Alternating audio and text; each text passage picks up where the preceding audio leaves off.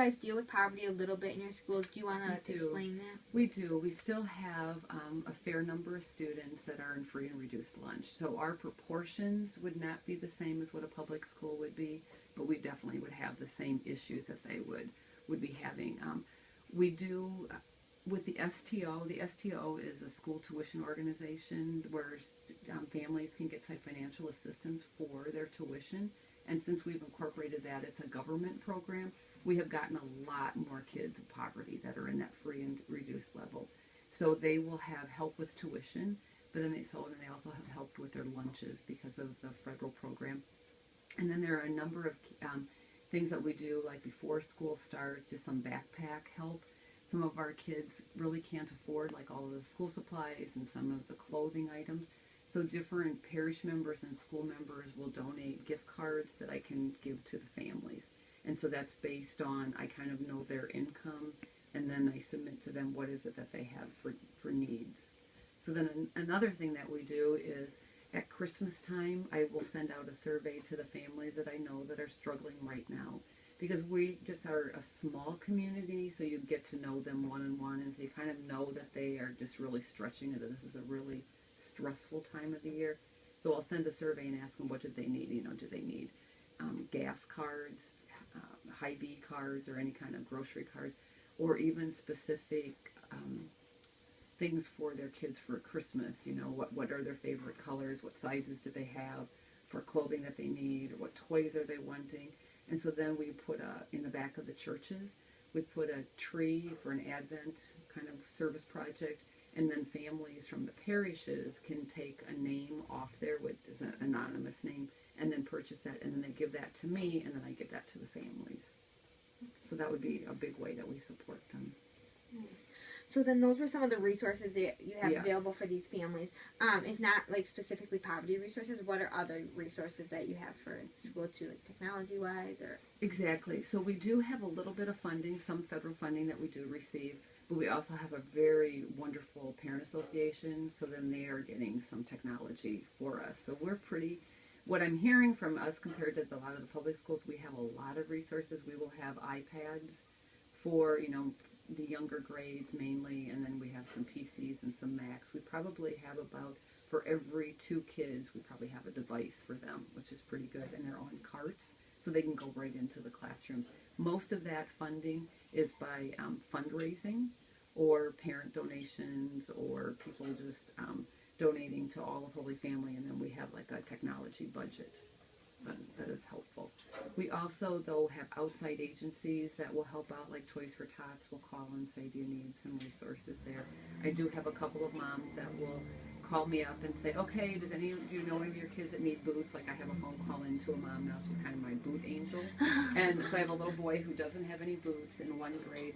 And then I just found out just this morning that another little boy doesn't have any snow pants. So she'll go out today for me and buy those, and we'll just, give it anonymously to the kids. So those are some resources we have to do. A lot of grant writing. So I'll always write a grant like through the DRA, through the Dubuque Community Foundation. We just received a $500 grant from Tyson's. So we have resources that way too to help out. How do you establish your sense of community here at St. Columkilles?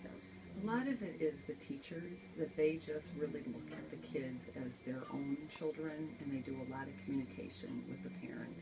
One of the things, and I'm hoping that you guys get to experience this when you come here for clinicals and for other things, but that I hear from families all the time is that, it just feels like a family here. And it's just because our mission as a Catholic school is that we form the community within our classrooms. Every morning we have like a morning gathering. So we're trying to form that community in the school. We break into spirit groups, which is multi-age groups, just so that kids get to know each other across the grade levels, have parents involved, and they get to do outside activities with the kids and with the school. So I think when you have something as your goal and kind of as your mission is to see each other as a family, then it just happens. And so that's kind of what we do, and that's where we get to know each other's needs too, and that helps out too with poverty or with other emotional needs that they have also. I guess you kind of already answered that. How do your students perform on state tests compared to public schools? Okay. you probably saw we had a big blue ribbon sign out there. And so that was awarded to us based on our standard score. So they took, at the time it was, now it's Iowa Assessments, but at the time it was Iowa Test of Basic Skills. And because we were performing in the state at 90% or above consistently, then what they were able to do is have us apply for it. So we were invited, because of our test scores, to apply for this award. And we had to answer, a lot of questions like, how does your math curriculum help students achieve, and in 800 words describe your reading curriculum and how you meet the needs of your students. And so we probably had about 20 questions that were like that we had to submit. And so then to this board, reviewed all of that, compared it to other schools. And so in 2011 we were awarded, there were like 230 schools across the whole nation, counting kindergarten through high school, public, private, Lutheran, all schools. And so it was pretty cool.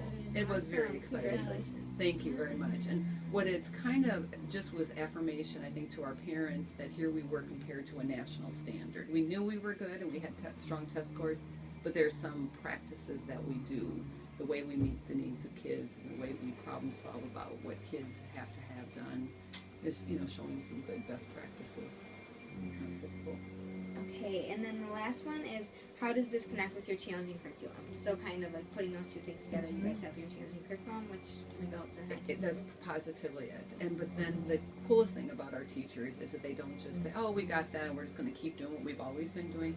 We've been implementing new programs that are showing that the increases student engagement, because as kids are different now, even than they were back when we won the award. And so we're trying to always look for a curriculum that is more engaging and more rigorous.